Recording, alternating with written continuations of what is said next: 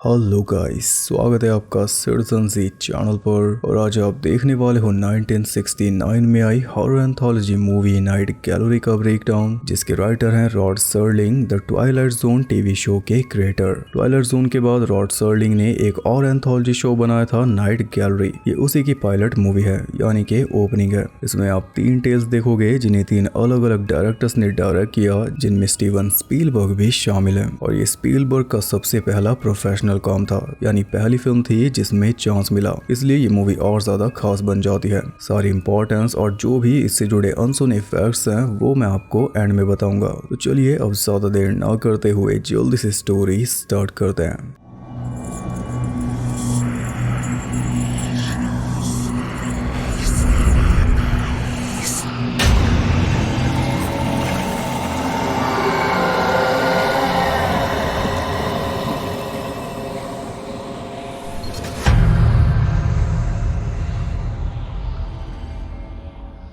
Movie start होती है एक आर्ट गैलरी में, जहां पर 3 कवर्ड पेंटिंग्स रखी हैं। रॉड सर्लिंग एक एक करके इन्हें अनकवर करेंगे और हर एक पेंटिंग की अपनी एक कहानी होगी। तो सबसे पहले टेल का नाम है द सेमेटरी और इसके डायरेक्टर हैं बोरिस सगल। ये कहानी है एक अमीर बूढ़े आदमी विलियम हेंड्रिक्स की, जिसका आखिरी टाइम चल रहा है। अब ना तो ये बोल पाता है ना चल पाता है, पूरी तरह लाचार हो चुका है। इसका बस एक ही शौक था, पेंटिंग। पूरे घर में इसकी बनाई हुई पेंटिंग्स लगी हुई हैं और ये तो आज भी अपने शौक को जिंदा रखना चाहता है, लेकिन इसके हाथ इसका साथ नहीं देते। इस बड़े से महल में इसके साथ रहता है इसका नौकर ऑजमॉन्ड पॉटिफॉय। सारी देखभाल यही करता है, मिस्टर हेंड्रिक्स को खाना देना, टाइम से सुलाना, सब कुछ। लेकिन जैसा कि हम देख पा रहे हैं, मिस्टर हेंड्रिक्स ने खाने को छुआ तक नहीं। शायद ये और जीना नहीं चाहता या फिर भूख नहीं होगी। 30 साल से पॉटिफॉय इसकी सेवा कर रहा है, आज तक इसका कोई रिश्तेदार मिलने नहीं आया। लेकिन अब अचानक पता नहीं कहां से इसका नेफ्यू जेरेमी टपक पड़ा। वो अपने अंकल की कोई खैर खबर लेने नहीं आया, ना ही उसे कोई चिंता है, उसे बस अंकल की जायदाद चाहिए। उसका मोटिव एकदम साफ है, तभी पॉटिफॉय की उससे नहीं बनती।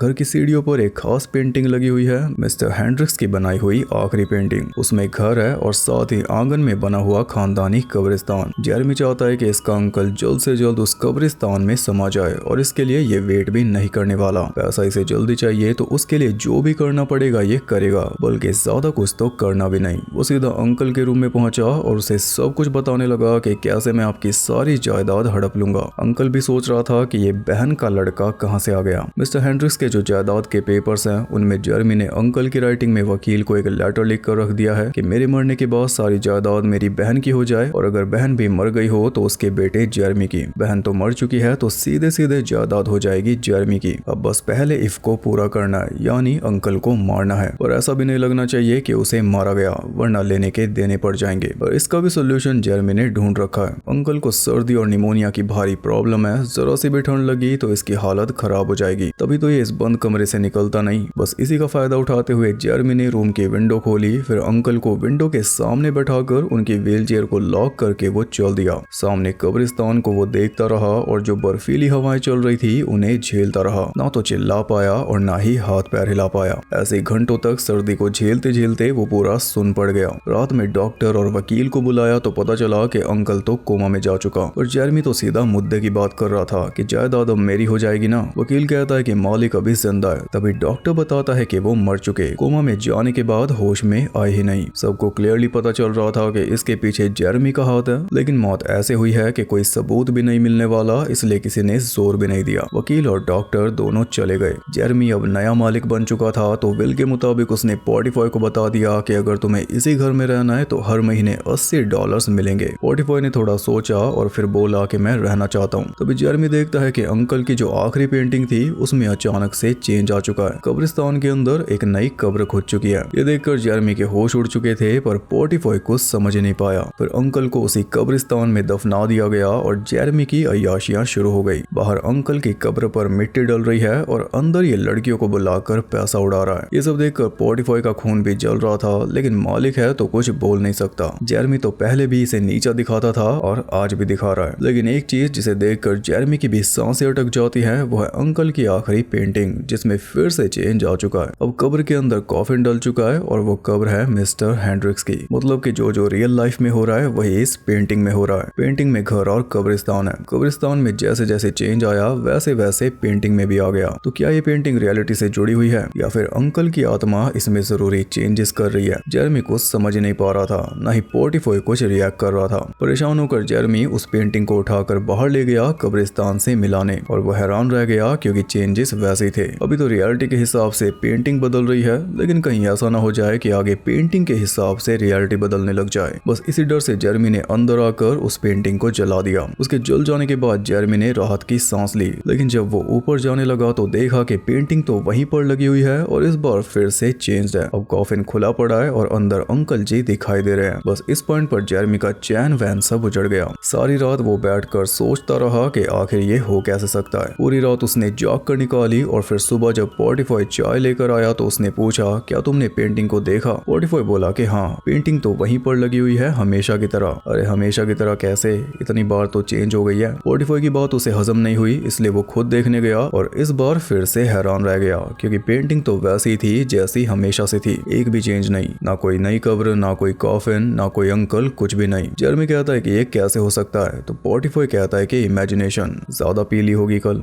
ये सुनकर जेरेमी ने सारी चाय गिरा दी। पोर्टिफोय कहता है कि आपने मेरा हाथ जला दिया। तो जेरेमी कहता है कि कहाँ जलाया, ये तो तेरी इमेजिनेशन है, अब निकल जा यहाँ से। पोर्टिफोय भी निकल गया, लेकिन हमेशा के लिए। ऐसी नौकरी को उसने लात मार दी। जाते जाते वो बोल कर गया कि जब तक मिस्टर हैंड्रिक्स जिंदा थे उन्हें मेरी जरूरत थी, लेकिन मरने के बाद वो इतने स्ट्रॉन्ग तो हो ही चुके हैं कि खुद अपना ख्याल रख लें। बस ये सुनकर जेरेमी को और डर लग गया क्योंकि अब रात में अकेले रहना पड़ेगा और ये ऐसी बातें बोलकर जा रहा है। पोर्टिफोय तो आज रात होटल में रुक जाएगा और बाद में आकर अपना सामान ले जाएगा, पर जेरेमी का क्या होगा? वो बोलता है कि मेरे काम कौन करेगा? तो पोर्टिफोय बोलता है कि अपनी इमेजिनेशन का यूज कर लेना, सारे काम हो जाएंगे। बस ये बोलकर वो चला गया। अब ये रात भी जेरेमी जाग कर निकाल रहा था, तभी सुबह के 3 बजे गेट खुलने की आवाज आई। जेरेमी को लगा कि शायद पोर्टिफोय वापस आ गया। वो जल्दी से भागकर नीचे पहुंचा, लेकिन पेंटिंग को देखते ही उसे फिर से सदमा लगा क्योंकि उसमें कब्रिस्तान का गेट खुला हुआ था और अंकल कॉफिन से निकलकर बाहर आ रहे थे। अब वो क्या करता? उसने सीधा होटल में फोन लगाया पोर्टिफोय से बात करने के लिए, लेकिन सुबह के 3 बजे कौन उसकी बात कराता। थक हार कर वो वापस पेंटिंग के पास आया तो देखा कि अंकल आगे आ चुके थे और चलने की आवाज वो खुद भी सुन पा रहा था। डर के मारे वो इधर उधर भागा और जब वापस वहीं पर आया तो देखा कि अंकल तो और आगे आ चुके। अब किसी भी पल दरवाजे तक पहुंच जाएंगे। इस बार जेरेमी ने पुलिस को फोन लगाना चाहा, लेकिन इतने में अंकल ने दरवाजा पीटना शुरू कर दिया। पेंटिंग में भी साफ दिखाई दे रहा था। दहशत इतनी ज्यादा हो चुकी थी कि जेरेमी ने सामने लगी अंकल की पेंटिंग को उतारा, लेकिन उसे फेंकने के चक्कर में वो खुद सीढ़ियों से नीचे गिर गया और गर्दन टूटने की वजह से तभी के तभी मारा गया। उसके मरते ही दरवाजा खोलकर कोई अंदर आया और वो था पोर्टिफोय। उसने डॉक्टर के पास फोन किया कि मालिक सीढ़ियों से गिरकर मारे गए, आप जल्दी आ जाओ। तो यानी कि ये सारा पोर्टिफोय का प्लान था। अब कब्रिस्तान में अंकल के साथ एक और कब्र ऐड हो चुकी है बहन के लड़के की। लेकिन ये सारा खेल हुआ कैसे? सिंपल है। पोर्टिफोय ने अपने आर्टिस्ट फ्रेंड से वो सारी पेंटिंग्स बनवाई थी, 15 पेंटिंग्स, और हर एक पेंटिंग की कीमत है $500। किसी पेंटिंग में कब्र ऐड की गई, किसी में कॉफिन, किसी में अंकल, ऐसे करके पूरा सीक्वेंस रेडी किया। फिर पोर्टिफोय एक एक करके पेंटिंग्स को बदलने लगा और उन्हें देखकर हर बार जेरेमी को नया झटका लगता। जैसे जेरेमी ने बड़ी चालाकी से अंकल को मारा था, उससे भी ज्यादा चालाकी से पोर्टिफोय ने जेरेमी को मारा। लेकिन ऐसा क्यों? क्योंकि पोर्टिफोय को भी अंकल की जायदाद चाहिए थी। 30 साल से ये अंकल के लिए काम कर रहा था और क्या पता अंकल की उस हालत का जिम्मेदार भी यही हो, क्योंकि हमने देखा था कि अंकल ने खाने को छुआ तक नहीं था। तो कहीं ना कहीं अंकल को भी इसकी असलियत पता थी। फिर भी इसका प्लान एकदम सही जा रहा था। इसने भी चालाकी से विल में चेंजेस कर दिए थे कि अगर अंकल का कोई रिश्तेदार जिंदा ना बचा हो तो सारी जायदाद उनके नौकर की हो जाएगी। और अचानक से एक रिश्तेदार बीच में आ गया। उसके आते ही पोर्टिफोय समझ गया था कि ये रास्ते का कांटा बनेगा, तो उस कांटे को निकालने के लिए ही ये पूरा प्लान तैयार किया गया। और असली प्लान तो ये था कि जेरेमी को पागल करना है। ये सब दिखा के वो पागल हो जाता तब भी बात बन जाती, लेकिन वो तो निकल ही लिया तो और ज्यादा अच्छा हो गया। पेमेंट अब हो रही है जब पूरी जायदाद इसकी हो चुकी है। $500 एक्स्ट्रा भी दे रहा है खुश होकर। 30 साल के सब्र के बाद अब ये ऐश करेगा। लेकिन एक बात इसने बोली थी कि मरने के बाद वो इतने स्ट्रॉन्ग तो हो ही गए हैं कि खुद अपना ख्याल रख लें। ये बात जेरेमी के दिल पे लग गई, इसलिए वो वापस आ रहा है ख्याल रखने। पोर्टिफोय देखता है कि पेंटिंग तो फिर से चेंज्ड है। अब उसमें 2 कब्रें दिखाई दे रही हैं, लेकिन ऐसी कोई पेंटिंग पेंटिंग इसने बनवाई ही नहीं थी। अब ये पेंटिंग सच में रियलिटी दिखा रही है और रियलिटी के हिसाब से इसकी आंखों के सामने बदल भी रही है। पहले कब्र से मिट्टी हटी, फिर कॉफिन बाहर निकला, उसमें से जेरेमी बाहर निकला, गेट खोलकर आगे आया और फिर दरवाजे को पीटने लगा। ये सब पोर्टिफॉय की आंखों के सामने हो रहा था बिना पेंटिंग बदले, क्योंकि बाहर ये सच में हो रहा है। दरवाजा खोलकर जेरेमी अंदर आ गया और फिर पोर्टिफॉय को भी अपनी दुनिया में ले गया। ये थी पहली टेल। इससे हमने सीखा कि बिना मेहनत किए गलत रास्ते से जो कोई सुख पाना चाहता है, सुख उसे मिल जाता है, लेकिन बस कुछ पलों के लिए, और जब वो पल खत्म होते हैं तो जो दुख झेलना पड़ता है वो झेला नहीं जाता। सेकंड टेल का नाम है आइस और इसके डायरेक्टर हैं स्टीवन स्पीलबर्ग। ये कहानी है एक बेरहम अमीर लेडी क्लॉडिया मैनलो की, जो न्यूयॉर्क में एक बड़ी सी बिल्डिंग के पेंट हाउस में रहती है और इतनी ज्यादा अमीर है कि पूरी बिल्डिंग में उसके सिवा और कोई नहीं रहता। जो उसे चाहिए वो होकर रहता है। पैसा इतना है कि जो चाहे वो करवा सकती है, किसी को कुछ चलना भी पड़े तो भी उसे कोई परवाह नहीं। ऐसे वाला एटीट्यूड है उसका। पूरा पेंट हाउस महंगे आर्ट पीसेस से भरा पड़ा है, लेकिन दुख यह है कि वो उन्हें देख ही नहीं सकती, क्योंकि वो जन्म से ब्लाइंड है। उसे पता ही नहीं कि उसका घर कैसा दिखता है, दुनिया कैसी दिखती है, वो खुद कैसी दिखती है। और यही बात उसे चुभती रहती है कि इतना पैसा होने के बावजूद भी वो इस शान और शौकत को देख नहीं सकती। लेकिन मन में उसने ठान रखा है कि देख कर रहेगी, चाहे कुछ भी करना पड़े,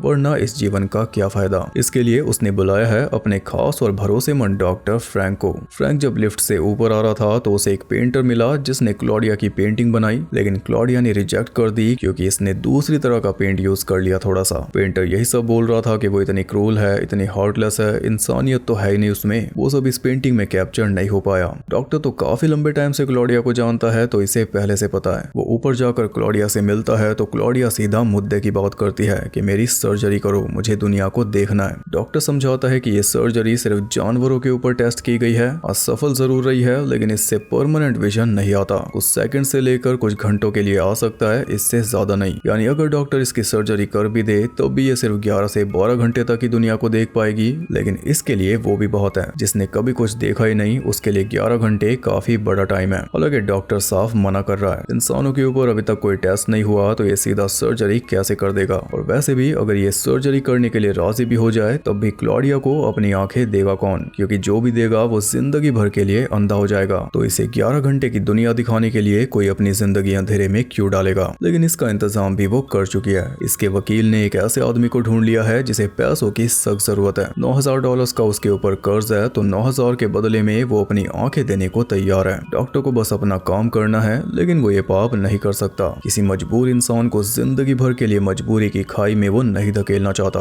बड़े प्यार से वो क्लॉडिया को समझाता है कि मिस मैनलो, मेरी बात मान लो, इसमें कुछ नहीं रखा। लेकिन मिस मैनलो इतनी आसानी से नहीं मानने वाली। सीधे तरीके से डॉक्टर नहीं माना तो उसने दूसरा तरीका अपनाया, ब्लैकमेलिंग का। एक 22 साल की लड़की के साथ डॉक्टर का अफेयर था और वो प्रेग्नेंट भी हो गई थी। तब डॉक्टर के कहने पर वो अबॉर्शन कराने गई, और जिस डॉक्टर ने उसका अबॉर्शन किया वो अनाड़ी था। उस डॉक्टर की लापरवाही की वजह से लड़की की जान चली गई, और ये पूरी फाइल क्लॉडिया के पास है। अगर ये फाइल पब्लिक हो गई तो डॉक्टर फ्रैंक का करियर भी जाएगा, सारी रेपुटेशन भी जाएगी, और साथ में इसकी मैरिड लाइफ भी जाएगी। तो इसकी जिंदगी को पूरी तरह तबाह करने की सामग्री वो लेकर बैठी है। इसी के चलते डॉक्टर को अपने उसूलों को साइड में रखना पड़ा, क्योंकि पहले भी रख चुका है। क्लॉडिया ने तो क्लियर ऑर्डर दे दिया। I want to see something. Trees, concrete, buildings, grass, airplanes, color! जल्द से जल्द ये काम पूरा करना है। इसी बीच हम डोनर को देखते हैं जिसका नाम है सिडनी रेसनिक। जिसके इसे पैसे देने हैं वो इसे परेशान करता रहता है, पर आज फाइनली सिडनी ने उसे बोल दिया कि कल आकर अपने पैसे ले जाना। मेरा कोई इलीगल ऑपरेशन होगा जिसके बदले मुझे पैसे मिलेंगे, वो सारे पैसे तुम्हें दे दूंगा। इसे ये भी नहीं पता कि कैसा ऑपरेशन होगा, इसकी बॉडी से क्या लिया जाएगा वो भी ये नहीं जानता। बस पैसे के चक्कर में ये राजी हो गया, क्योंकि अगर ना होता तो ये लेनदार इसे जान से मार देता। कर्जा इसके ऊपर जुए का है। ये अच्छी तरह जानता है कि अगर पैसे ना दिए तो इसे मार दिया जाएगा। तभी तो इसने सोचा कि जान गंवाने से अच्छा है कि कोई बॉडी पार्ट गंवा दूं। वकील के साथ वो डॉक्टर के पास जाता है पेपर्स पर साइन करने। तब उसे पता चलता है कि उसकी आंखें निकाली जाएंगी। हालांकि मना उसने तब भी नहीं किया, फटाफट साइन कर दिए। लेकिन जो बातें वो कर रहा था उससे डॉक्टर को भी दुख हो रहा था कि बिना आंखों का जीवन कैसा होता है। आंखें निकलने के बाद मैं रो तो पाऊंगा ना, क्या पता आंखों के बिना मैं जी ही ना पाऊं, खुद ही अपना गला काट लूं। इतना सब सुन सुनकर डॉक्टर के उसूल जाग नहीं वाले थे कि तभी उसे वो फाइल याद आ गई। वकील ने सिडनी को पैसे दिए, बल्कि डॉक्टर और वकील ने मिलकर $500 एक्स्ट्रा दिए, पर इससे क्या ही फर्क पड़ जाएगा। फिर उसकी आंखें निकाल कर सर्जरी कर दी गई। अब क्लॉडिया की आंखों से पट्टी हटाने का टाइम आ चुका था, इसलिए सारे आर्ट पीसेस उसने सामने रखवा लिए थे ताकि जी भर के उन्हें देख सके। अपने घर को देखने के लिए वो बेचैन थी और ये मूवमेंट उसके लिए इतना ज्यादा खास था कि वो किसी के साथ भी शेयर नहीं करना चाहती थी। इसलिए उसने सभी सर्वेंट्स को छुट्टी दे दी और डॉक्टर को भी भगा दिया।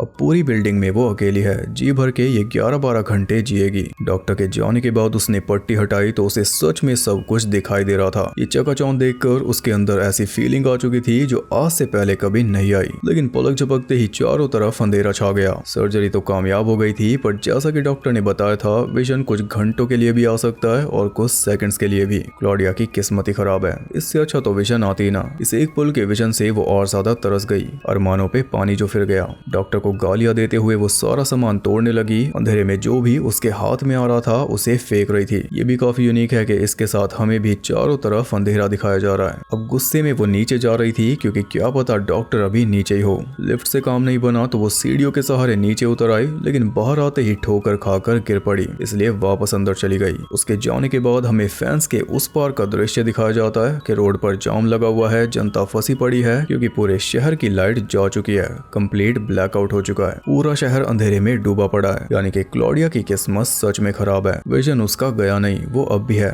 लेकिन लाइट जा चुकी है। वैसे नहीं तो ऐसे अंधकार उसके जीवन में कायम है। ये तो सच में खेल हो गया। और अगर आपको लग रहा है कि ये क्या बचकानी बात है, ऐसे थोड़ी ना होता है, तो आपको बता दूं कि ये कोई फैंटेसी नहीं चल रही। 9 नवंबर 1965 को सच में न्यूयॉर्क के अंदर ग्रेट ब्लैकआउट हुआ था। ग्रेट इसलिए बोला जाता है क्योंकि 13 घंटों तक अंधेरा छाया हुआ था पूरी रात। वही इसमें दिखाया जा रहा है। किस लेवल पर स्टोरी को जोड़ा गया है वो सोचो। खैर, पूरी रात क्लॉडिया अंधेरे में बैठी हुई डॉक्टर को कोसती रही, पर जब सूरज निकला तो उसे पता चला कि वो तो देख सकती है। ये तो भगवान ने खेल कर दिया मेरे साथ, ऐसा वो सोच रही थी। स्टार्टिंग में इसने डॉक्टर को बोला था कि आज तक किसी ने मेरे साथ इंसाफ नहीं किया, सबसे पहले तो गॉड ने बस इसी की बात को प्रूव किया। चलो, कम से कम इसने सूरज देख लिया। पहली बार इसे पता चल रहा है कि सूरज कैसा दिखता है। कलर्स देखकर वो एकदम खिल गई थी। वैसे अब भी इसके पास टाइम है, ये चाहे तो बहुत कुछ देख सकती है, ऐसा उसे लग रहा था। सूरज को देखते देखते अचानक उसका विजन जाने लगा। डेस्परेट होकर वो विंडो से चिपक गई जिस पे क्रैक था, और ये भी इसी ने तोड़ी थी रात के अंधेरे में सामान फेंक कर। बस जैसे ही उस पे वजन दिया, कांच बिखर गया और वो जाकर गिरी सीधा रोड पर। क्लॉडिया के साथ ये टेल भी यहीं पर खत्म हो गई। शब्दों में इस टेल को कैसे बयान करे समझ नहीं आ रहा। क्लॉडिया आंखों से देखकर सब कुछ एक्सप्रेस करना चाह रही थी, लेकिन कर नहीं पाई। बस वही हाल हमारा हो चुका है। मैजिक है स्पीलबर्ग का।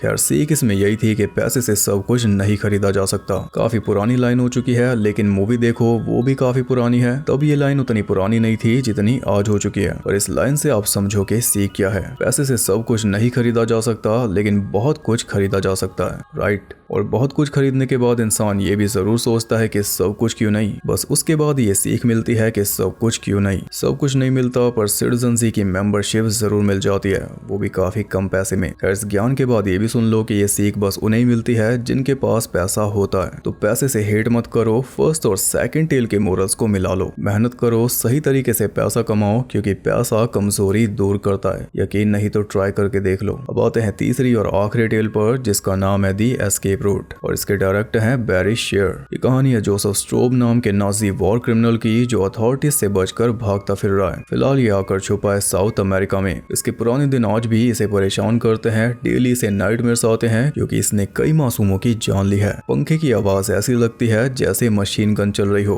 अब ये चाहता है कि अचानक से कोई चमत्कार हो जाए और इसकी लाइफ एकदम पीसफुल बन जाए। जब कहीं बाहर जाता है तो ऐसा लगता है कि पुलिस इसका पीछा कर रही है, जबकि ऐसा होता नहीं। एक रात ऐसे ही बचते बचाते वो म्यूजियम में पहुंच गया, जहां पर वो मिला ब्लम नाम के आदमी से। ब्लम को ऐसा लग रहा था जैसे जोसेफ को उसने पहले कहीं देखा है, पर वो पहचान नहीं पा रहा था। और ऐसा इसलिए क्योंकि ब्लम एक सर्वाइवर है। जिस कॉन्सेंट्रेशन कैंप में ये बंद था, उस कैंप का इंचार्ज जोसेफ ही था। यही ऑर्डर्स देता था कि कौन कैसे मरेगा। ब्लम एक पेंटिंग को देखे जा रहा था जिसमें एक आदमी को क्रूसीफाई किया हुआ था। वो पेंटिंग देखकर ब्लम को अपने दोस्त की याद आ रही थी, जिसे सेम इसी तरीके से मारा गया था उसी कैंप में। जोसेफ ने ही मरवाया था। जोसेफ भी एक पेंटिंग के अंदर अंदर खो चुका था जिसमें एक फिशरमैन आराम से बोट पर बैठा हुआ था। उसकी जगह जोसेफ खुद को इमेजिन करने लगा क्योंकि ऐसी ही शांत लाइफ इसे चाहिए। पेंटिंग उसे इतनी ज्यादा पसंद आई कि अगली सुबह वो दोबारा आया, बल्कि म्यूजियम खुलने से पहले ही आ गया। पेंटिंग को देखकर उसे सुकून मिल रहा था। उसे लग रहा था कि अगर वो सच्चे मन से चाहे तो उस पेंटिंग के अंदर जा सकता है। अगले दिन वो फिर से आया तो इस बार ब्लम ने उसे पहचान लिया।